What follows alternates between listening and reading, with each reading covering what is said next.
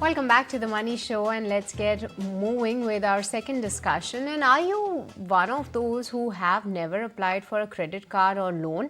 If yes, then most likely you do not have a credit history. But remember, a good credit score is key to get a wide spectrum of credit cards and quick loan approvals. But to open the line of credit, you need to build a credit history the right way. And on to the Money Show today, we will decode what exactly is the credit score and how you can build a good credit score.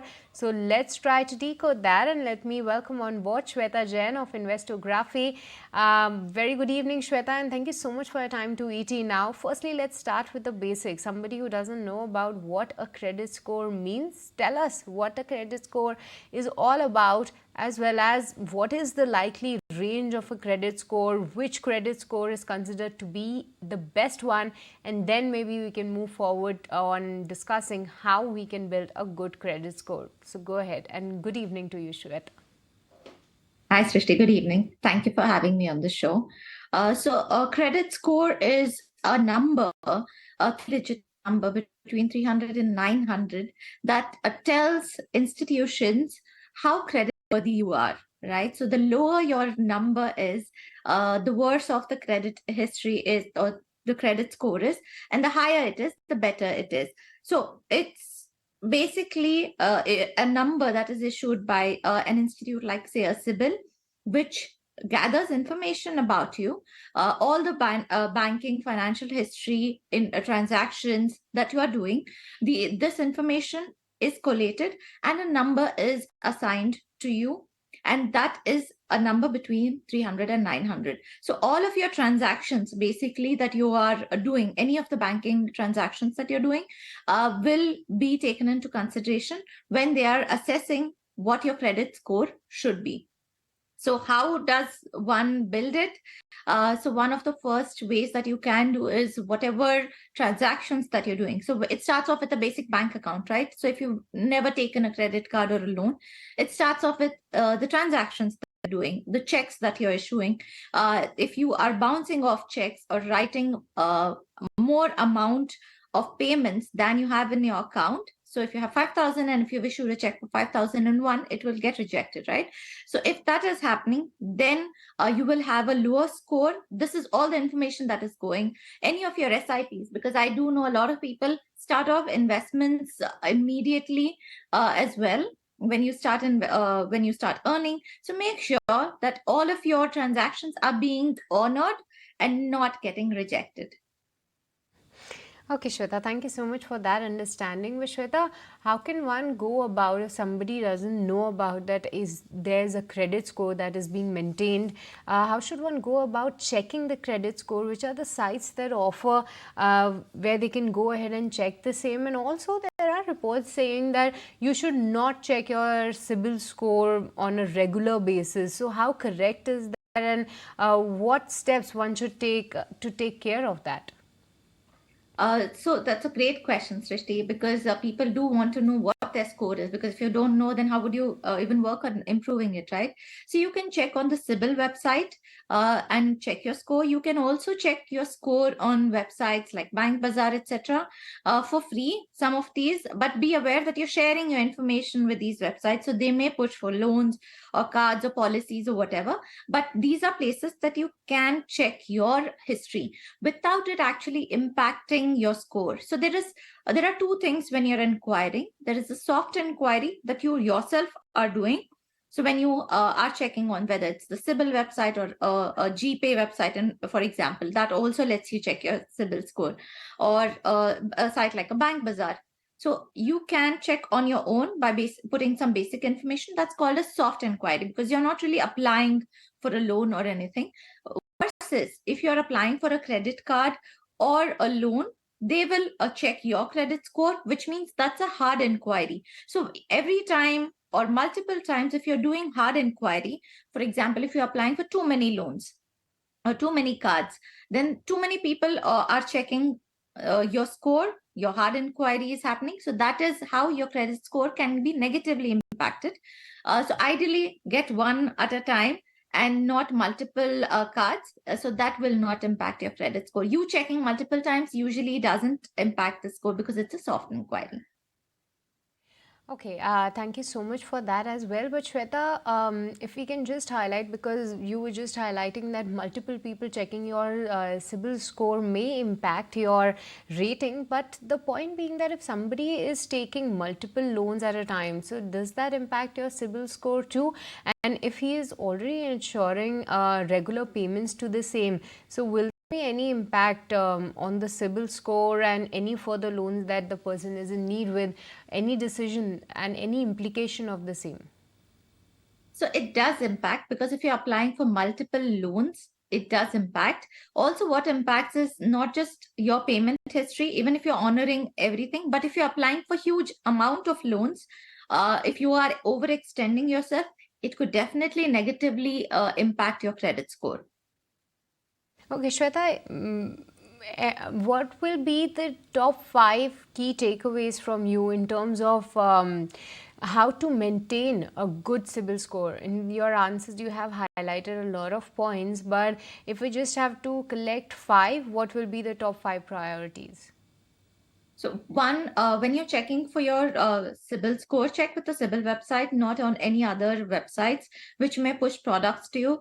So that is my number one point that I would highlight. Even if it's for free, it's absolutely fine if you have to pay and take it directly from CIBIL and not take for free, because they do then push products. Second is, do not apply for multiple loans at the same time. Take one at a time. Make sure that you're building a bit of a history and then apply for the next one if you can. Don't overextend yourself on especially credit cards, because it's really easy and they keep calling you and asking you to increase your limit. Do not do that. One, of course, you may be tempted to spend more, but the second issue is that if you are then going to take another loan, it seems like you're already overextending yourself, when in reality you may not be. So that's, I think, my third takeaway. Fourth is, definitely do not skip your EMIs or your credit card payments. Ideally, pay the full amount on your credit card bill. Do not look at the minimum amount that is due. So look at the entire amount that you can pay off. That is the fourth point. And the fifth point is, don't worry too much about this credit score all the time and keep checking week on week. I think that will only stress you out. Once in 3 months, if you're checking your credit score, I think that's good enough.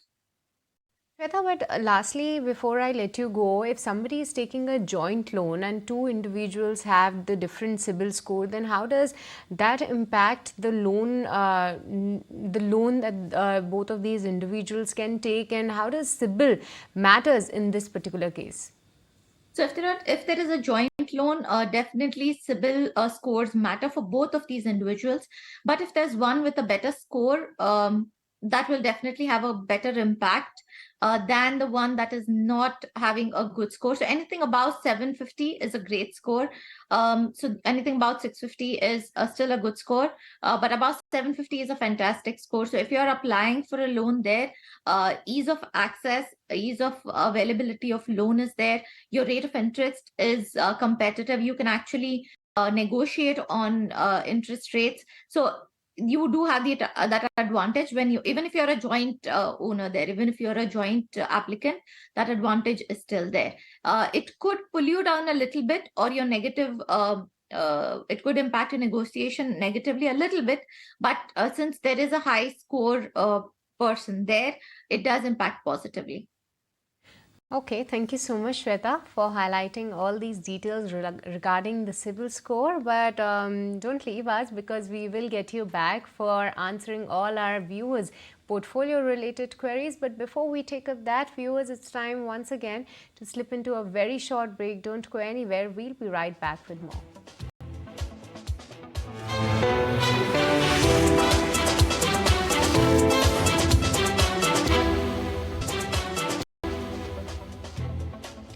Welcome back to the Money Show, and it's time to get all your portfolio related queries answered by the experts, because we understand that there are a plethora of funds that are available in the market to invest your hard-earned money. But how do you assess which is the right fund for your portfolio, and what are the criteria that you should be looking at? Let's try to get an answer to all your queries, and to answer the same, we are being joined today by Shweta Jain of Investography. And also, do not forget to send us your portfolio queries on a WhatsApp number, that is 865-797-4571. You can also email us your queries on themoneyshow@etnow.tv. So that's the process, but let's get back to taking all your queries answered, and we have started getting live callers onto the show, Shweta. And with this, let me go across to Shashi Shekhar from Bangalore. He is live with us. Very good evening, Shashi. Thank you so much for calling us. Please go ahead. We have Shweta on board, and she is here to answer your query. Thank you for taking my call. I have a small query. I'm a high-risk appetite person, and my age is 45. I would like to understand what should be the right asset mix between debt, short-term fund, corporate bonds, as well as the equity side, which is large, medium, and small cap, so that I get the best return in long term. My waiting horizon is approximately 5 to 7 years. Okay, so you are looking for fresh investment, Shashi, is what we understand, in any amount that you have in mind? Approximately 1 lakh. Per month? Yeah. Okay, Shweta, you heard his query. Any more details that you are looking forward to, please go ahead and ask Shashi. He is online with us, but he's 45 years of age, high risk taker, and wants to build a corpus and a mix of many things in his portfolio, looking to invest 1 lakh per month. So what will be your advice in terms of the asset allocation? Asset allocation for me, Shashi, is a part of where you have this amount available to you when you need it. So that would be your debt portion, and the amount that you need to grow, that would be your equity portion. So anything that you need within the next 3 years would be debt. So first, keep an emergency fund for 3 to 6 months of your expenses. So if your expenses are, say, 50,000, anywhere between so for 50,000, put anywhere between 1.5 to 3 lakhs in a short-term debt fund or a liquid fund. That would be good, so that in case you need, it's available to you. Anything that you need in the next 3 years, you could keep it in a debt fund. It could be in a high-quality debt fund that you can keep. It could be a short-term debt fund. Be a combination of short-term and liquid fund. I still wouldn't recommend long-term debt funds for even 2 years, because you might need this within the next 2-3 years. So that would be your debt allocation. If this is say only 10% of your portfolio, so be it. If it is 40% of your portfolio, so be it. Rest could be in equity. Your time horizon doesn't seem to be much longer than 5-7 years. I would really like to understand why, because you're still young at 45. And you do have a long time that your money can stay invested when you can plan your cash flows and your withdrawals. So I would really urge you to extend that period if possible. And that is the money that can really grow into equity. So 5 to 7 years for me is the minimum time that you need to give equity.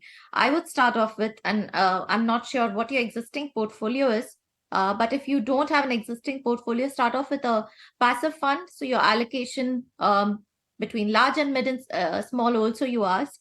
So if you don't have equity experience before, I would urge you to start with 100% large cap allocation. So for a year, do your equity large cap allocation, and once you're a little more experienced, you can move into mid and small cap.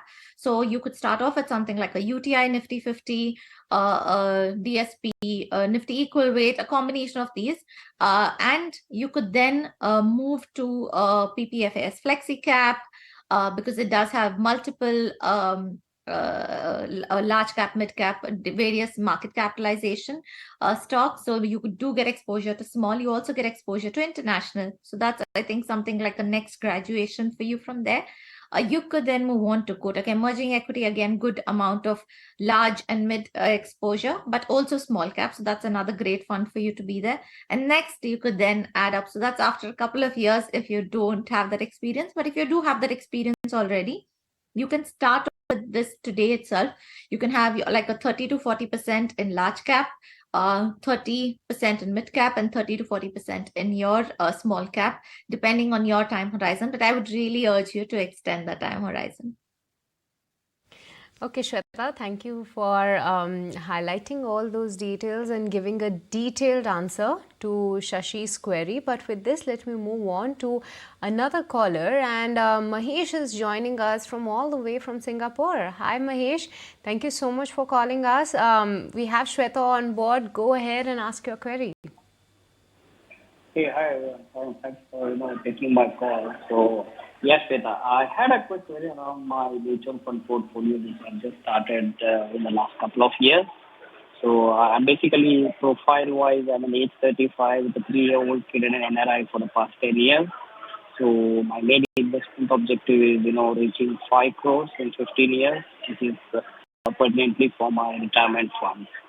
So, in terms of other investments, I have basically some real estate flats and houses and plots, which, account for 50,000 a month right now, which probably increases by 40,000 in the coming years.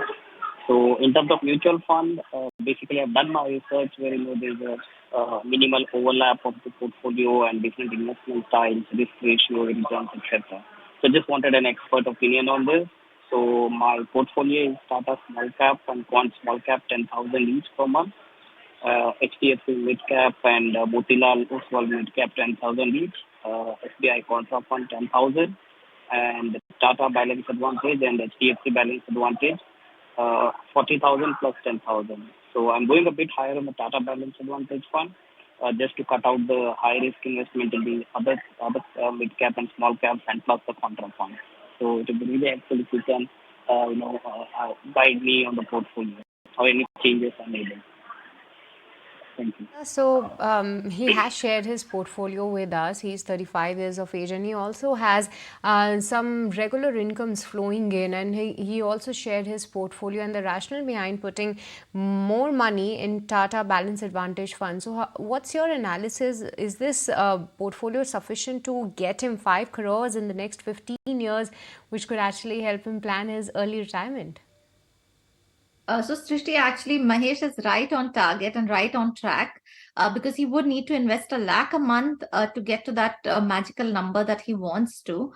So he's right on track there. But some of the schemes like Tata Balanced, he is overexposed. So that will not help his cause because this is a 12% assumption, right? So balanced fund will not be able to beat that because it will have exposure to debt as well. So I would actually recommend a couple of things to him. One is definitely balanced advantage funds is something that he doesn't need in his portfolio. His time horizon is long enough to go into equity. He does have a good cushion of bank deposits there. So he can put this monthly amount into equity without really thinking that it is too much risk, right? So we are only seeing equity portfolio and we think that's too risky. But that may be a very small part of your overall portfolio, which is what I see here for Mahesh, right?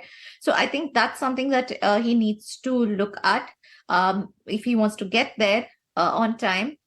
The other thing that I want to add to his portfolio is index funds. I'm not seeing index funds there, which is something that I would really like to add because I do see small cap and mid cap, but index is really not there. So I think the Tata Balanced and the HDFC Balanced funds can be stopped. And this amount instead should go to like a DSP Nifty 50 or a UTI Nifty 50 that he prefers. And that's something that he can build on. So he has a great passive, low cost, large cap and as a core portfolio, right? So core of the portfolio it will become. So I think that's really strengthening the portfolio, which is actually built quite nicely. So this is, I think, something if he can do, that's something that will really get him to his target, hopefully sooner than he wants to as well. Okay, thank you so much, Shweta, for yet again giving a detailed answer to Mahesh's query. Mahesh, we hope that this resolves your query. And once again, thank you so much for connecting with us. With this, it's a wrap in this edition of The Money Show. Thank you so much, Shweta, for taking our time and helping all our viewers resolve their portfolio-related queries. But with this, viewers, it's a goodbye from me and the entire team who put the show together. Thank you so much for watching.